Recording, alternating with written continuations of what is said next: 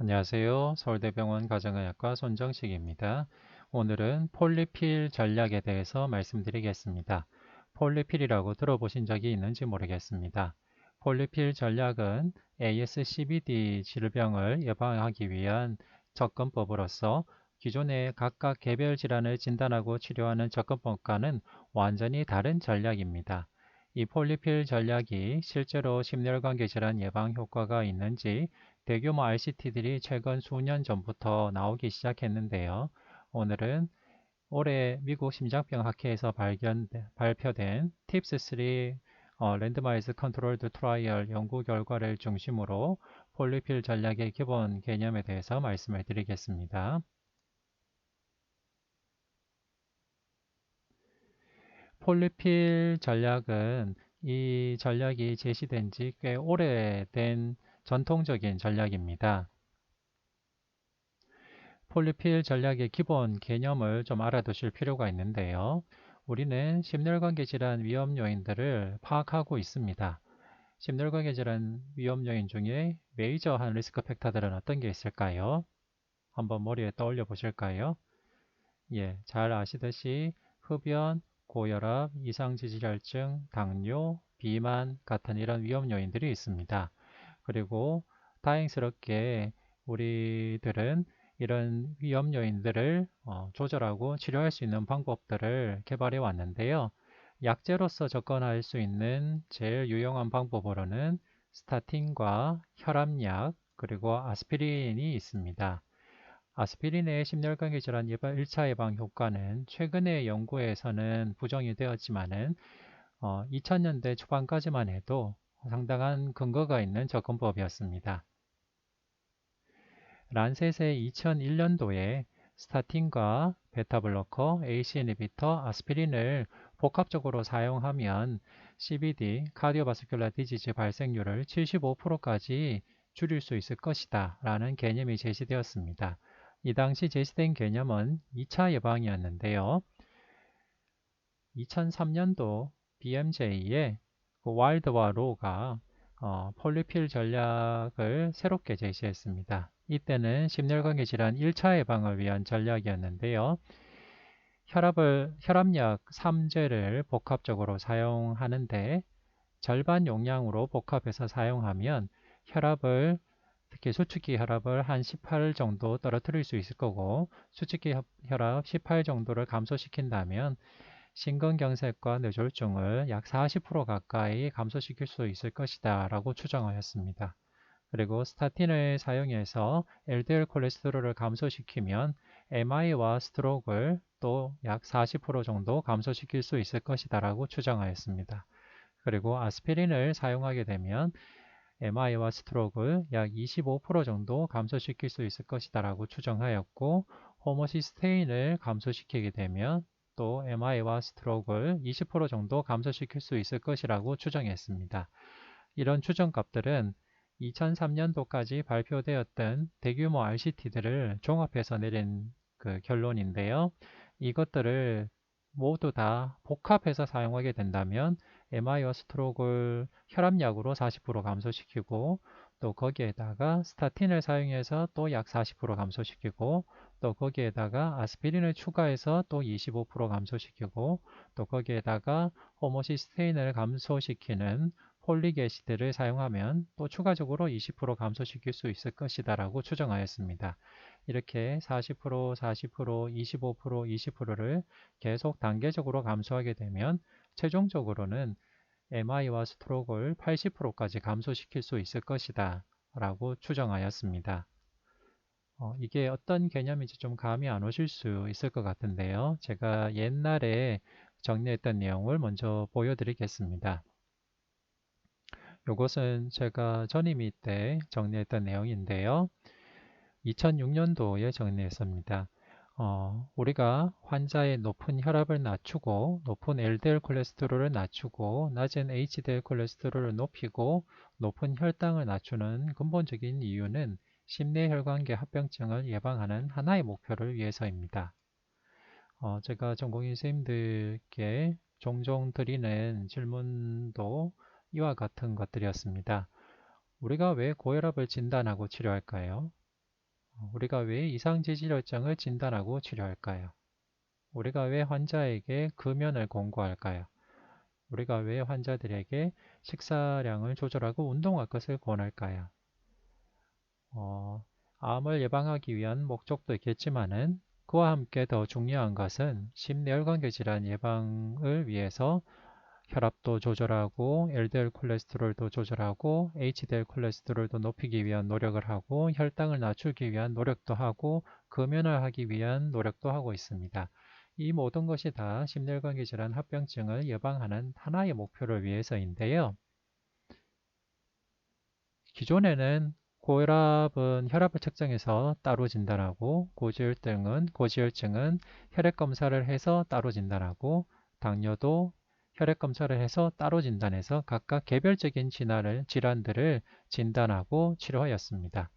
하지만 그러다 보면 고혈압, 고지혈증, 당뇨가 서로 복합이 되어 있는 경우에도 각각 질병 하나에 대해서만 관심을 가지다 보면 또 복합이 되어 있는 고지혈증이나 당뇨 같은 다른 질병들을 통합적으로 치료하지 못하고 놓치는 경우도 상당히 많습니다. 그래서 이런 개별적인 질환을 각각 치료하는 접근법보다는 환자의 글로벌 리스크 어세스먼트에 따른 리스크 베이스드 어프로치가 필요하다라는 가설을 제시하였고요. 영국 런던대 예방의학 연구소 교수인 닉 와일드 고스가 폴리필 전략을 제시하였고요. 이 폴리필 전략에는 스타틴과 3종의 절반 용량의 고혈압약, 그리고 엽산, 아스피린 이렇게 6개의 약이 복합된 단일 복합제입니다. 닉 와일드 교수는 폴리필로 이스케믹 하트 디지즈를 88%, 스트로크를 80% 예방할 수 있을 것이라고 주장하였는데요. 이런 주장의 근거는 2003년도까지 발표되었던 RCT들을 메타아나리시스한 연구들이었습니다. 하지만 그 뒤에 발표된 새로운 연구들이 이때 추정했던 값들이 너무 과대 추정됐다는 것을 보여주었는데요. 하지만 이 당시까지만 해도 이런 추정값들이 가능했었습니다. 닉 와일드 교수가 1차 예방을 위한 폴리필 전략을 발표한 뒤에 카디오바스큘러 디지즈의 2차 예방을 위한 포트폴리오 전략도 발표가 되었었는데요. 2차 예방을 위한 거기 때문에 하이도즈 스타틴, 그리고 항고혈압 약제, 아스피린, 오메가3, 카디악 리히빌리테이션, 다이어트로 구성되어 있는 이런 복합적인 전략도 제시되었고요. 또 다이아베티스 폴리필이라는 개념도 제시되었습니다. 이 약제는 1000ml의 메포민, 75mg의 아스피린, 그리고 스타틴 40mg, 심바스타틴 40mg입니다. 그리고 AC 이니비터 10mg으로 구성된 다이아베티스 폴리필 개념도 제시되었습니다. 각각의 심뇌혈관계 질환 위험 인자들은 수치가 정상치보다 높아짐에 따라 지속적으로 위험도가 증가하고 각각의 심뇌혈관계 질환 위험 요인들은 상호 누적적으로 작용합니다. 그리고 스타틴, AC 이니비터 투여 시 베이스라인 레벨에 관계없이 심뇌혈관계 질환 위험도 감소 효과가 있는데요. 이 당시까지, 즉 한 2003년이나 2006년도까지 연구 결과들을 가지고 추정한 것들입니다. 그리고 혈압, 리피드 레벨을 옵티멀한 수준까지 낮추는 것이 심혈관계 질환 위험 감소 효과가 크다라고 기존 연구들이 보여주었고요. 1차 예방에는 아스피린, ACE 이니비터, CCB, 스타틴, 2차 예방에는 아스피린, 베타블로커, ACE 이니비터, 스타틴이 도움이 된다는 이런 RCT나 그리고 관찰 연구가 있는데, 하지만 이때까지만 해도 폴리필 전략을 RCT에서 테스트해 본 연구는 없었습니다. 이 당시만 해도 각각 질병들을 개별적으로 치료하는 RCT 결과들을 가지고 추정한 것에 불과했는데요. 이런 폴리필 전략을 RCT 세팅에서도 도움이 되는지 본 연구들이 최근 수년 사이에 2개의 대규모 연구 결과가 발표되었고, 그 중에 하나가 TIPS3 연구 결과입니다. 네. 이렇게 들으면 어떤 개념인지 잘 모르실 것 같아서 제가 그림으로 좀 설명을 드려보겠습니다. 자, 어, 향후 10년 내에 심혈관계 질환 발생 위험도가 높은 고위험군의 풀을 한번 추정해 봅시다. 이 정도의 파퓰레이션이 향후 10년 내에 아스로스кл로틱 카디오바스큘라 디지즈, 스트로크 같은 심혈관계 질환이 발생될 위험이 높은 고위험군 풀이라고 하죠. 그렇다면은 우리가 지금까지 접근 법은 혈압을 측정해서 고혈압을 진단해서 이 고혈압이 있는 분들을 대상으로 약물 치료를 해서 심혈관계 질환 예방을 했고, 혈당을 측정해서 당뇨나 임페어드 패스팅 글루코즈 같은 게 있으신 분들을 찾아내서 당뇨를 치료함에 따라서 심혈관계 질환을 예방하였습니다. 그리고 혈액 검사를 통해서 이상 지질혈증 검사를 해서 디슬리피드미아를 진단해서 또 고위험군을 찾았습니다. 이렇게 각각 질병 개별적으로 진단하고 치료하는 것이 전통적인 방법인데요. 네, 그렇게 하다 보면 고혈압 환자가 상당히 많이 동반이 되어 있는 당뇨나 이상지질혈증을 제때제때 잘 발견해서 치료하면 좋겠지만 혈압약만 주다 보면 다른 것들을 관리를 못하는 경우도 있고 당뇨 환자를 보다가 다른 카디오바스큘러 리스크 팩터를 같이 잘 관리를 못하는 경우도 있고 지질 수치만 보다가 또 다른 위험 요인들을 관리를 못하는 경우도 있습니다. 이렇게 각각의 위험 요인들을 진단해서 개별적으로 치료하는 전략보다는 이런 심리관계 질환 고위험군 전체 풀을 한꺼번에 찾아서 이런 전체 풀을 한꺼번에 관리하고 치료하는 전략이 있으면 좋겠다라고 생각했고요. 거기서 나온 것이 폴리필 전략입니다. 폴리필 전략에서 이렇게 고위험군을 찾아내는 방법 중에 제일 간단한 방법은 어떤 걸까요? 어떻게 CBD 고위험군을 간단하게 찾아낼 수가 있을까요? 사실 제일 간단한 방법은 나이로 끊는 겁니다. 왜냐하면 카디오바스큘러 디지즈의 발생 위험 중에 제일 중요한 것이 나이이기 때문입니다. 그래서 나이로 끊는다면 남자 같으면 약 55세 이상의 남성이라면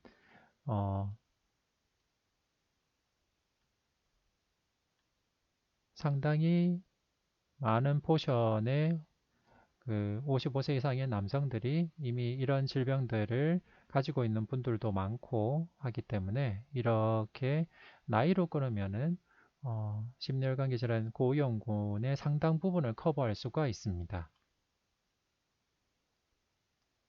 그렇다면은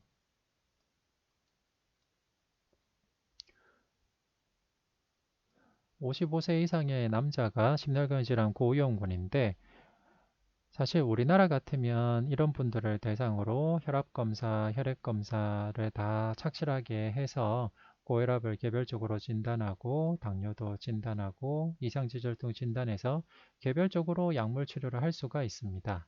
하지만은 의료 시스템이 제대로 잘 갖추어지지 않는 개발도상국이나 저개발 국가라면 이런 질병들을 각기 진단하고 치료하고 하는 것들이 상당히 복잡하고 어렵고 접근성도 떨어집니다.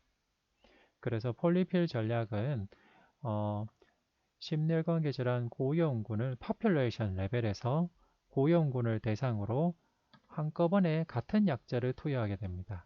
즉 폴리필을 이 심혈관계 질환 고위험군에게 전체에게 투여하는 방법이고요. 그 폴리필 약제에서 제일 대표적인 것은 심혈관 질환 예방 효과가 증명된 혈압약 그리고 스타틴 이 되겠습니다. 아스피린 같은 경우에는 2000년대 초반까지만 해도 심혈관계 질환 1차 예방에 효과가 있을 거라고 추정이기 때문에 폴리필 전략에 대부분 포함이 되어 있었는데 아스피린이 심혈관 질환 고위험군 1차 예방에 별다른 효과가 없다고 밝혀진 RCT들이 발표된 뒤로는 최근에는 아스피린이 폴리필 전략에 좀 빠지는 추세가 있습니다. 그리고 이전에는 엽산이 ASCVD 예방 효과가 있을 거라고 추정하였는데요. 그 이유는 기존의 관찰 연구에서 엽산 결핍과 엽산 결핍에 따른 호모시스테인 증가가 ASCVD 스트로크 발생의 고위험 요인이었기 때문에 관찰 연구 결과를 추정해서 엽산이 도움이 될 거라고 생각했었는데요. 2003년도에 엽산을 포함한 이 폴리필 전략이 발표된 뒤로 이후에 엽산이 실제로 RCT에서 사용해서 심혈관 질환 예방 효과가 있는지 보는 RCT 연구들이 진행이 됐었고 그 RCT 결과 엽산은 효과가 없었습니다. 그래서 최근 폴리필 전략에는 엽산은 대부분 빠져 있습니다. 다시 한번 말씀드리면 폴리필 전략은 심혈관계 질환 고위험군을 커뮤니티 또는 파퓰레이션 레벨에서 고위험군을 정의하고 그 사람들에게 일률적으로 심혈관계 질환 예방약을 투여하는 개념입니다. 우리나라 같으면 심혈관계 질환 위험 요인을 각각 개별적으로 평가해서 진단 치료를 할 수 있겠지만은 그런 것들이 어려운 개발도상국이나 저개발 국가에는 파퓰레이션 레벨에서 심혈관 질환 예방약을 투여하는 것이 효과가 있을 것이라고 추정한 것입니다.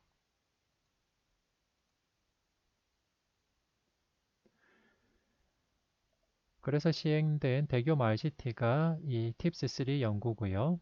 이 TIPS3 연구에서는 폴리필이 CVD 이벤트를 줄였을 것이라고 생각했고 거기에다 또 추가로 아스피린도 투여했습니다. 그리고 폴리필과 아스피린을 같이 사용했을 때 또 CVD 리스크가 감소하는지 같이 보았는데요. 랜더마이제이션을 하고 폴리필과 플라시보를 랜더마이제이션 그리고 폴리필군에서 또 아스피린과 플라시보군 각각 또 랜더마이제이션 하였고요. 폴리필에 들어가는 약제로는 아테놀로 100mg, 라미프릴 10mg, 하이드로클로로다이자이드 25mg, 심바스타틴 40mg을 주었습니다. 여기서 보시면 엽산이 빠져 있는 것을 알 수 있습니다. 그리고 아스피린은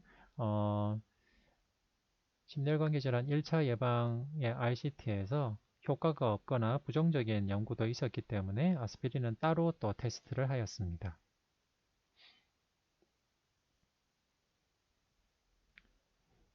폴리필 전략답게 인클루전 크라이테리아를 간단하게 잡았습니다.